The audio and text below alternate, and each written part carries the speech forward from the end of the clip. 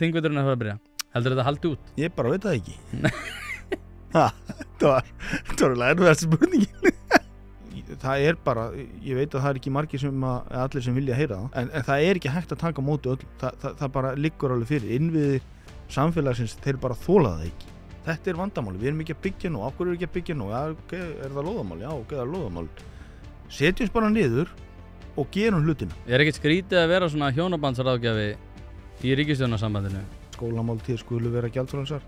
Af hverju það gert? Jú, það samið hóflega launahækkanir. Það Katrín var að fara í forsetaframboð? Nei. Kostar þetta peninga? Já, þetta kostar peninga. Kostar þetta mikla peninga? Já, þetta kostar mikla peninga. Framsóknarflokkurinn elskar að vera í ríkisstjórn. Heldur að Sigurður Ingi gæti kynnt stoltinu og fara í stjórn með Miðflokknum ef að svo bæri við? Ágúst Bjarni Garðarsson, hvað segirðu gott? Ég segi mjög gott. Bara takk fyrir að bjóða mér. Gaman að fá að koma til þín. Nei, bara þakka þér fyrir að þetta ekkert algengt að stjórnmálamenn, hvað ég var að segja, heia til svona viðræðna samfélagsmála og svona, hvað ég var að segja, lýðræðislegum grundvelli. Þetta eins og jákvætt. Já, eins og fundurinn húsnæðismálin, já. Ég hef, að því við rættum það hér aðeins fyrir þennan þátt að ég kem auðvitað úr sveitarstjórnarmálunum, var bæjarfulltrúi og formaður bæjarráðs í Hafnarfirði á síðasta kjörtímabili 2018 til 2022 og þar stóðum við frammi fyrir svona miklum áskorunum.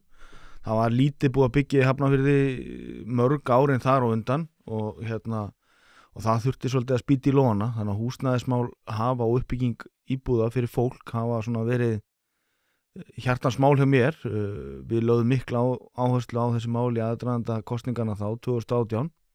Við sögðum það, við ætluðum að svara þessu ákalli og byggja íbúðir fyrir fólk, fyrir ungt fólk og við gerum það heldur betur. Við byggðum nýtt hverfi, Hamraneshverfi heiti það, svona samhliða því, þar vorum við að þenja út byggðina eins og sagt sko, en samhliða því vorum við líka að þétta byggðum allan bæ, þannig að það tókst vel til.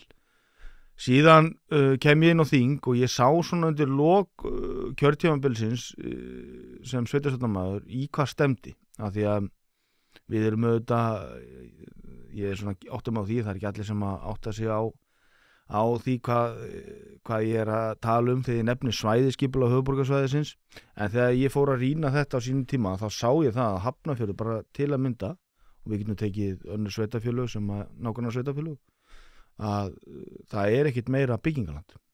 Við eigum Hafnarfjörður bara á eitt land til viðbótar sem innan þessara vaxtamarka sem hluta svæðisskipulag höfuðborgarsvæðisins til 2040. Það heitir Vatnshlíðin og það að koma fyrir 500-600 einingum íbúðum þar. Það allt og sumt, reyndar það land ennþá undir rafmagnslínum, þannig að það eitthvað tími í það svona komið til framkvæmda þar. En ég fór og sá það mjög fljótt að bara forsendur frá því að svæðisskipulagið var samþykkt 2015, það höfðu breyst. Okkur að fjölga mun hraðar heldur en þær áætlanir gerður á fyrir, sem að mér fannst kalla á bara endurskoðun á þeim forsendum, svona á þessum forsendum sem að vaxtamörkin voru byggð á. Og ég held að það hafi bara sýnt sig.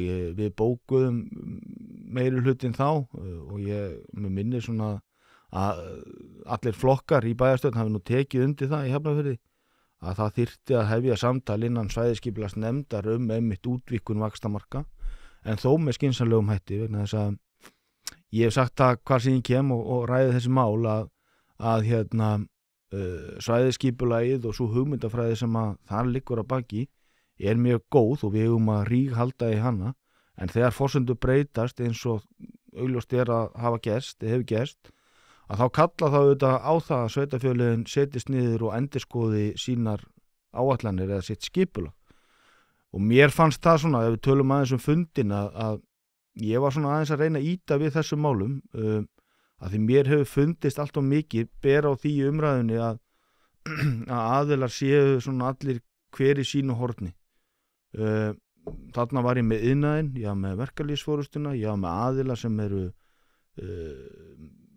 þróunarfélög, svo var ég bara með bankan og fjármálakerfi líka, HMS, opinbera stofnun sem tekur saman allar helstu tölur og greiningar, og mér fannst rétt að stilla saman og svona markmiði í raun og veru með þessum fundi var að segja, getum við fengið sameiginlegan skilning á stöðinni, og mér fannst ég svona okkur ganga vel í því að ég held að það blasi við öllum akkurat þessar áskoranir, það þarf að byggja meira, það þarf að fjölga lóðum og þá komum við bara niður á þennan stað sem að ég og fleiri höfum auðvitað verið að tala að hér þarf til þess að fjölga lóðum, þá þurfa sveitarfélögin að setjast niður og endurskoða svæðisskipulagið og mér finnst við einhvern veginn vera komin á þann stað og ég ætla bara rétt að vona að sveitarfélögunum hér og okkur beri gefið til þess að það gerir svona nokkur hratt. Já, þú segir nokkuð sko. Ég ætla að reyna þetta aðeins að minna hlustundur á. Ég með live hlaðvarpsins Ein pæling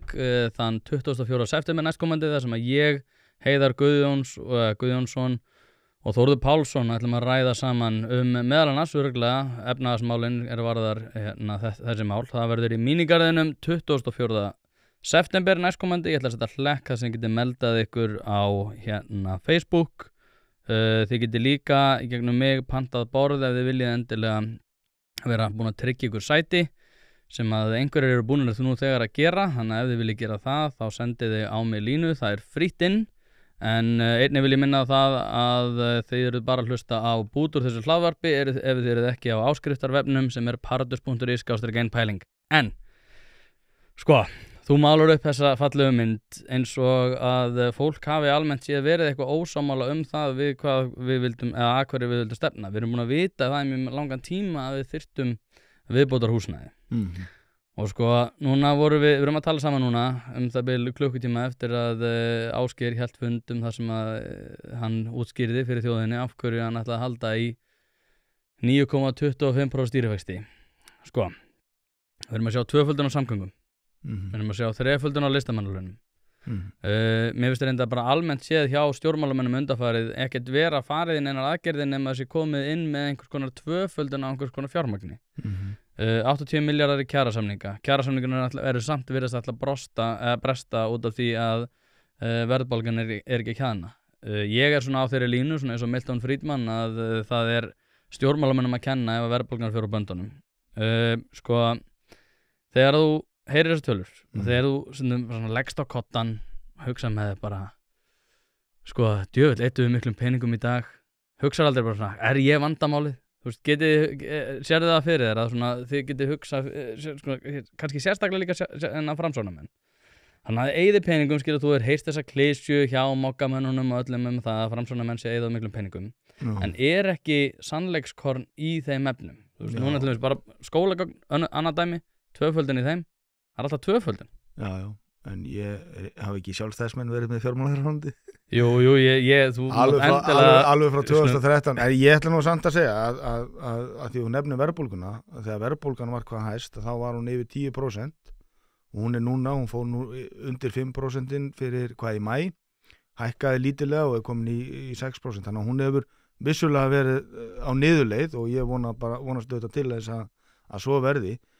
Ef þú tekur samt þessi stóru kerfi okkar sem er að taka mestu fjármununa sem eru auðvitað heilbrigðiskerfið og velferðarþjónustan, ég held að þetta séu svona cirka 3 krónur af 5, svona sagt án ábyrgðar, en þetta er eitthvað staðar þar bil, svo hefur þessar 2 krónur til að úthluta til annarra málaflokka. Þar inni eru auðvitað stóri málaflokkar eins og til dæmis samgönguna sem að þú nefnir sérstaklega. Þar erum við blasir bara svo staða við að við erum allstaðar landið í kring í svona innviða skuld eins og sagt er bara með vegakerfið okkar og ég held að þú sért ef ég næði að lesa þig rétt að í að samgöngusáttmálunum hér á höfuðborgarsvæðinu meðal annars líka en þar bara blasti við okkur svo staða hér kringum 2018 að þetta stóra svæði þar sem að meirihluti fólks á Íslandi býr hefur bara algjörlega verið svelt fjárhagslega þegar kemur að samgöngum. Ömulegt að keyra í Reykjavík. Já, og það sem meira er að það má alveg segja að það er framkvæmdir sem hafa verið þó hér á svæðinu hafi verið eins konar bútasömmur. Þannig að mér fannst það og finnst enn mér svona stór og merkilegur og það má ekki gera lítið úr því, merkilegur áfangi þegar þáverandi innviðaráðherra, núverandi fjármála- og efnahagsráðherra Sigurður Ingi Jóhannsson dró saman öll sveitafélögin hér á höfuðborgarsvæðinu settist niður með þeim og sagði, heyrðu, hvernig eigum við að gera þetta? Hvernig ætlum við að sjá 2019 samgöngur hér á höfuðborgarsvæðinu, hvernig ætlum við að sjá það þróast til framtíðar og þá með alla samgöngu máta í huga, bíla, hjól, gangandi og hjólandi og allt þetta sem við þekkjum og mér fannst bara merkilegur árangur og niðurstaða að það náðist og ég menn þetta var undirritað á öllum bæjarstjórum, forsætisráðherra, fjármálaráðherra, innviðaráðherra hér á sínum tíma. Svo þetta bara breytast forsendur. Þetta voru svona einhverjar hugmyndir sem lágu þar á borði. Við þekkjum það að verðlag hefur auðvitað hækkað. Þannig að kostnaðar áætlanir þegar þetta fer inn í hönnun að þá auðvitað hækka það eitthvað. Og nú komið eitthvað plagg sem kannski ekki búið að kynna formlega, þannig að það erfitt að fara yfir einstök atriði þar. En ég bara ánægður með það að við séum allavega með eitthvað áætlun til framtíðar. Kostar þetta peninga? Já, þetta kostar peninga. Kostar þetta mikla peninga? Já, þetta kostar mikla peninga. Já, við vitum það nú alveg, það steypa kostar alltaf mikið. En þannig að þú ert meira sammála Svandísi heldur en Villa Árna. Hefur verið skiljaði rétt. Villa Árna ekki sáttur, sko. Nei, nú hef ég ekki séð Villa tjá sig, sko. Ég sá aðeins í fréttum í gær. Hann sagði þetta bara hefði tvöfaldast og var með bara forsíðu fréttina á mokkanum í fyrradag held ég, þar sem hann sagði bara, þetta er búið að tvöfaldast frá því ég sá þetta síðast. Og Svandís Svavarsdóttir mætti í fréttir og sagði, ég veit nú ekki alveg síðan hvenær sú tvöfaldun átti að hafa átt sér stað, en vissulega eru tölunar réttar. Þannig að eitthvað er á rökum reist, en þú veist, ég ekkert að móti því heldur að hlutinni séu gerðir, sko, ég meina, ég alveg sammála því að það þarf að bæta samgöngur bæði höfuðborgarsvæðinu og reyndar líka landsbyggðinu og sérstaklega Vestfjörðum. En, sko, tvöföldun, þú veist, þetta er alltaf tvöföldun og eins og segi, það er svo rosalega miklu fjármagni spólaðan að kerfi sem er nú þegar í halla. Og ég að velta fyrir mér, sko, hvernig ætli að standa bak við alla hennar kostnað, því að það verist heldur ekki verið að fara að liðka fyrir fyrirtækjum. Það er ekki verið auðvelda þeim megin. Þeir sem eru byggingaraðilar, ég meina Sigurður Hannesson talaði að meðal hans á fundinum, að það er einfaldlega of erfitt að byggja. Ég held að það sé einfaldlega mýta, því ég tala við byggingaraðilar, ég held að það sé mýta það að svona lóðabraskið sé fyrst og fremst undir þeim formerkjum að fólk sé að reyna að hagnast á töluhækkunum eða krónutöluhækkunum. Ég held að það sé miklu frekar það að fólk hafi kannski í rauninni tekið þessar aðeins og stóran bita, haldið að þau geti farið í uppbyggingu, reikna svo inn í Excel-skjalið fjármagnskostnaðinn bara á því að vaxtakostnaðinn. Ekki, þá erum við að tala um allan bara þann lið vaxtakostnaðinn sem hefur í rauninni veldur því að fólk getur ekki byggt. Og á sama tíma, ég meina bara sem ákveðir svona merki það að við séum að reyna að sigla í sömu átt. Þá held ég að bara margir hugsa bara hvað er að tala um, þegar 2- og 3-falda öll útgjöld á sama tíma og verðbólga stendur í stað, stýrivextir standi í stað, byggingaraðilar get ekki byggt, en þið eru að fara að segja mér að þið getið byggt með því einhvern veginn að vera í einhverju samstöðu. Ég held að þú byrður ekki lítið. Nei, ég held að þetta sé þannig að, og þetta er alveg rétt sem hún segir, það eru þetta ábyrgðar hluti hjá okkur stjórnmálamönnum sem eru í áhrifastöðum að fara vel með skattfé og fjármuni almennings. Ég held að það sé svona eigi að vera leiðarstefið hjá okkur öllum. En ertu ósammála með til dæmis að þú veist bara fjármagns, þú veist að þurfa að vera einhvers konar aðhald, þú veist að ég meina það er aðhaldskrafa á öllum. Já, en ég er að tala um bara svona, þú veist að fara einhverja virkilegar, til dæmis bara skera niður eitthvað niður, sko. Já, ég meina þú veist, það er auðvitað, það er vinsælt að segja báknið sé á stórt. Ég held að það sé til dæmis, ef við tökum það bara sem dæmi að sameina stofnanir, ég held að það megi gera miklu meira af því heldur en við erum kannski að gera í dag. En hvernig ætlum við að auka tekjur ríkissjóðs? Það gerum við auðvitað bara með meiri verðmætasköpun. Ég held að það sé svarið, ég held að það sé ekki skynsamlegt að fara að hækka hér skatta á millitekjuhópa og kannski atvinnugreinar í stórum stíl. Þannig að sko, en varðandi lóðirnar, vegna þess að þetta er svo mikið áhugamál hjá mér, að hvernig ætlum við að byggja meira og við sjáum það að verði, ég ætla bara að leiða mér að segja það, verði hér er haldið uppi bara vegna þess að það er ekki nægt lóðaframboð. Og hvernig komum við í veg fyrir þetta lóðabraski? Það er augljóst að það er verið að spila inn á þetta, vegna þess að við sjáum bara nýlega dæmi hér í fréttum það hvernig svona ýmsir þéttingarreitir hafa farið Og eins og einhver góðgera starfsemi sem mála sig upp fyrir einhver góðgera starfsemi og svo að kaupa og selja lóði með 2 ára millibil og einhverju milljarða hagnaði. Já, akkurat, og við bara sjáum fréttur þetta. Hvernig rýrur þessu verðmæti? Já. Þú eigur framboð og lóðum. Ég meina, þetta er einföld hagfræði. Að mínum að þetta nokkuð einfalt, sko. Þannig að og það er bara þetta sem þarf að gerast strax.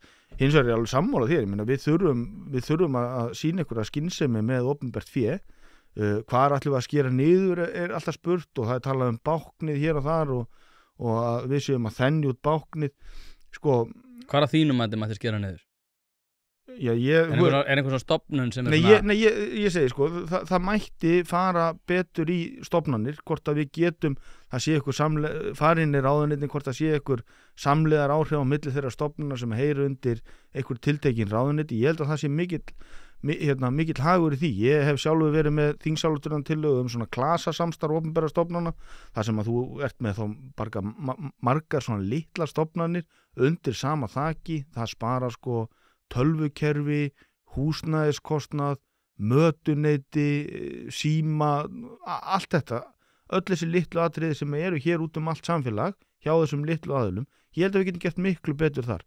En sko, ég held að við erum líka átt okkur á því. Við erum bara, okkur að fjölga, heilbrigðiskerfi að vera dýra. Það eru þetta, heilbrigðiskerfi að taka mestu fjármunina. Og 110,8 til viðbótar næsta ári. Og ég held sko að okkur hafi gengið einmitt vel á þessu kjörtímabili og mjög ánægður með það þegar núverandi heilbrigðisráðherra Willum Þór Þórsson setti stjórni við Landspítalann. Ég held að það séu allir sammála sem að rýna þær tölur eða skýrslur Landspítalans að það hefur gengið vel að svona koma rekstrinu þar í betra horf. En ég held að það sé ekki til nokkuð maður sem að vilji fara og taka mikla fjármuni úr því kerfi til þess að spara. Þar liggja stóru fjárhæðirnar. Þannig að en talandi þessar litlu aðeins eins og ég nefni, stofnanir, hvað getur nýtt þá peninga betur, ég held að það megi gera það inn í ráðuneytum og ég bara fyrir saman í það. Ég er alveg til í það að skoða það. Ég meina, eins og ég segi, ég er með þingsályktunartillögu sem að okkur miðar á þessu. Ég held að það sé að spara umtalsverða og miklu hærri fjárhæðir heldur en kannski ég held að menn gerir sér grein fyrir og ég held að það er bara gaman ef þessi tillaga samþykkt á næsta þingi. Hvorum megin ert þú svona í þessum efnum? Þegar þú tekir þessa umræðu, það er verið að tala svona, ja, við þurfum að auka félagslegt húsnæði, við þurfum að setja meirinn á markað. Þú veist, hvor ertu svona VG megin eða sjálfstæðisflokks megin eða þetta er svona setjað á það róf sem að þessi ríkisstjórn er? Já. Ertu, út af því ég velti verið með þetta, ég talaði til við Þorstein Víglundsson og ég nefndi svona 100 sem í þessu hlaðvarpi sem ég var að tala við hann svona aðhaldskröfur á byggingaraðila og hann átti að vinna núna í þessum geira, forstjóri yfir stóru fyrirtæki og hann sagði við mig og við áttum þessar samræður, ég er búin að nefna þetta svo ofta en ég held að hann fyrirgeði mér það en ég áttum þetta samt í prívat samræðum sem hann var að segja við mig bara ég samt að segja þér sko, þú veist þetta er svo sérstakt að því að alltaf verið að setja einhverja aðhaldskröfur sem í rauninni ítir alltaf litlum aðilum út af markaðinum en í rauninni bara ég með 3-4 lögfræðinga kannski í því að sinna svona erindum. Það tekur mig 1 dag að fá bara úr þessu skorið á meðan aðrir byggingaraðilar sem eru miklu minni og hafa miklu minna bólmakt til þess að gera þetta hafa bara ekki tök á þessu. Og svo inn í þetta hér náttúrulega líka að fólk náttúrulega bara hér áður fyrir, ég menna feður vina minna byggðu margir hverjir sitt eigið hús bara út á Granda. Já. Og ég menna núna í dag er bara ég þekki til fólk sem hefur verið að byggja sitt eigið húsnæði, það er bara stórkostlega erfitt út af því að þú þarft að bara hafa alls konar hvað er á hreinu og allt þetta rugl sko. Og þannig að ég velti fyrir mér sko og svo erum við með bara sérstök úrræði fyrir sérstaka hópa, fyrir sérstaka byggingaðala, fyrir sérstaka tekjuhópa, fyrir sérstaka félagsstöðu, tekjustöðu og allt þetta dót. Þá einhvern veginn fá sérstakir byggingaraðilar með eins og Bjarg og Blær sem mér finnst vera mjög vond hugmynd. Hvor megin ert þú í svona þessari umræðu? Þú veist, þetta er náttúrulega, mér finnst þetta líka vera svona minna rætt, en þetta er rosalega, þú veist, togstreitan í þessum efnum hefur valdið rosalega miklum senkunum. Já. Ég sko, ætli sé ekki bara... Ertu í miðjunni? Ætli sé ekki bara í miðjunni? Nei, Ágúst, kottum með eitthvað. Nei, vegna þess að sko... Ég styð það alveg að það sé byggt fyrir þá hópa sem eru eignalitlir og tekjulágir.